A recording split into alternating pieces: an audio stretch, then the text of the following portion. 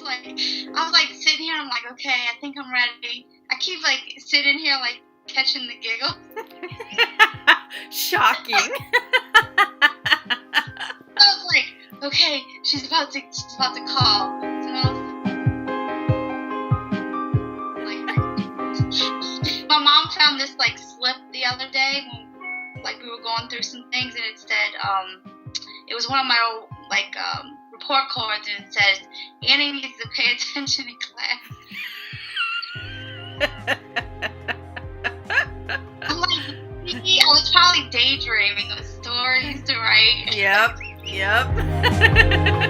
That's how it was. Like, if something didn't catch my attention for it, I just couldn't bear to listen to it. So I guess I would just kind of float off into my own little realm, I guess.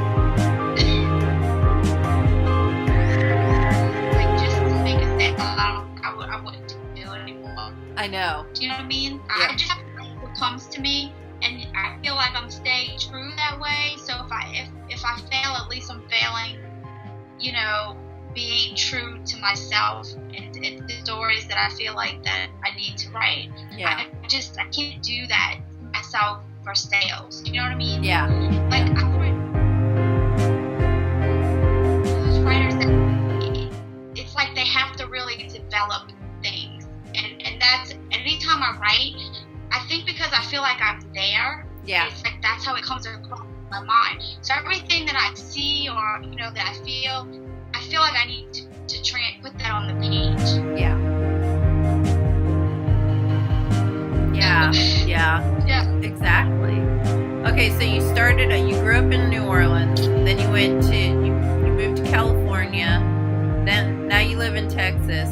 How on earth did you make the jump to writing about Irish folklore? I mean, because there's so much Irish folklore in your stories. Where did that come from? I don't know. I really don't. When I heard the voice in my head, it was Irish, and I had never really had like a passion like for the Irish culture or anything. It just, that voice, when it spoke, it had that Irish lilt to it, and it was very comforting. It was just really peaceful sounding.